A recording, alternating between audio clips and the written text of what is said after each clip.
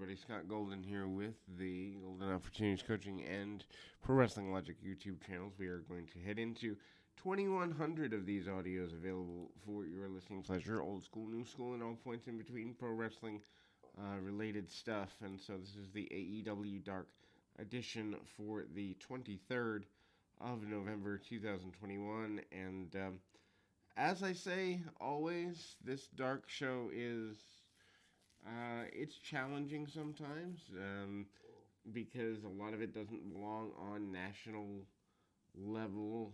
The talent doesn't belong on national level, at least in my view. But they'll put it out anyway. Anyway, Dark Order, Alex Reynolds and John Silver with -1 defeats Sean Dean and Carly Bravo 5-12. Why this is a 5-minute match, I have no idea. I am a fan of both Silver and Reynolds, though. Silver blocks a double suplex attempt, but winds up on the receiving end of a double thrust kick. Silver then catches Dean with a standing sliced bread and gets tagged to Reynolds, who takes out both guys. Reynolds then uses a Kavat neckbreaker into a near fall. Silver and Reynolds catches Dean with a rapid series of moves that ends with Reynolds getting the jackknife cover for a victory. Riho then defeats Carmine, and for some reason the fans are into booing Dean a bit.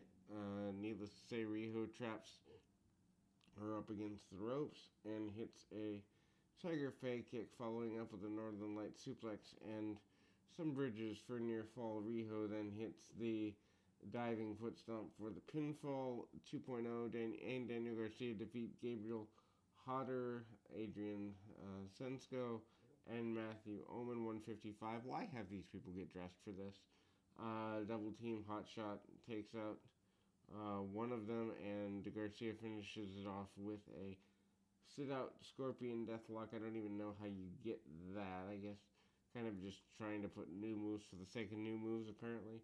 Post-match, Tony Schiavone interviews the winners. Matt Lee challenges a bunch of people, including CM Punk, Eddie Kingston, and others. Kiera Hogan defeats Notorious Mimi. 213. Again, why even have them get dressed for something this short? Hogan hits a leg drop on Mimi and then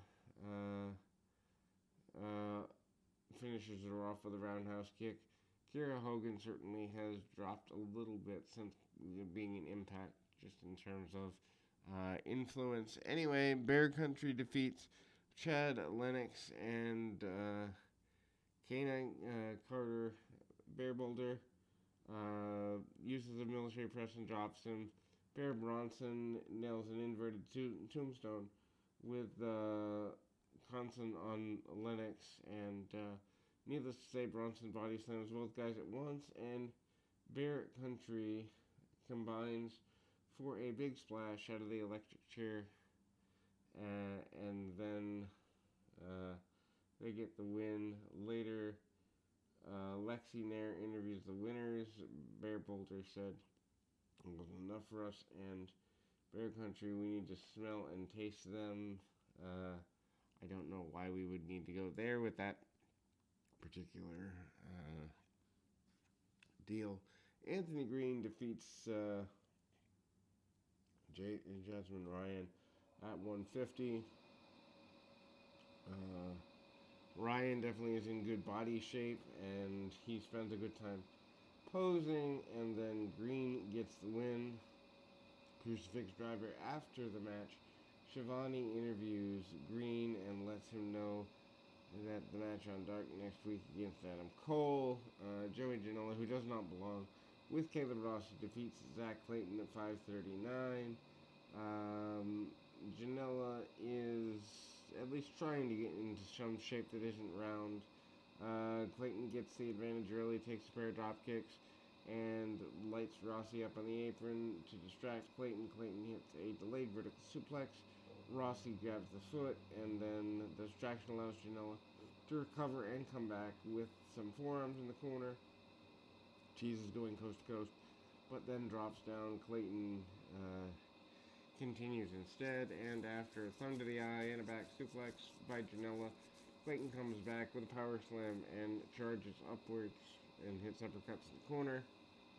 Janela then comes back with a super kick for a near fall, and Janela drops to the floor, grabbing the ring bell, and basically Rossi hits a standing moonsault on Clayton, while Janela has the referee and then come off the top and gets pinfall. Emi Sakura with Lulu Pencil defeats Valentina Rossi. No relation, at least I don't think so. Anyway, Pencil leads the crowd in a sing-along while Sakura gets Rossi in the Rio Romero special.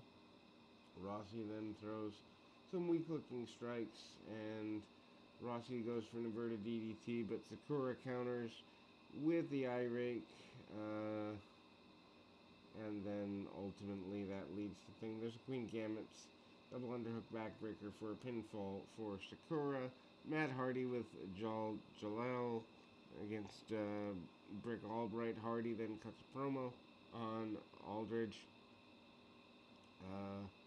about his name, and then Hardy sends him out to the floor. Joel throws him into the ring post. On the outside, Hardy hits a swinging neckbreaker and screams, "Say my name,"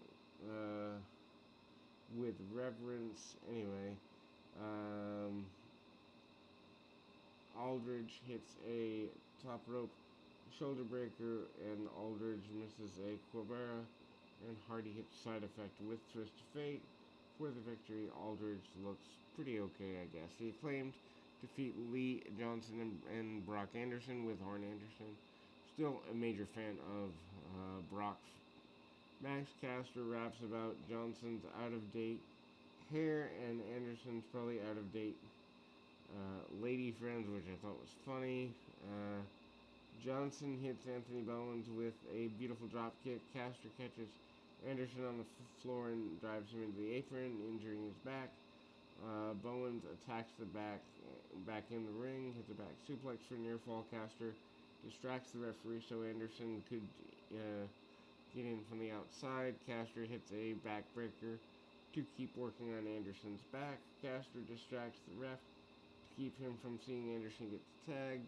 Johnson, which allows the Acclaim to keep the heat on Anderson. Anderson then hits DDT on Bowens and catches Caster with a spinebuster, getting the tag to Johnson. Johnson hits a flying neckbreaker on Bowens and Enziguri.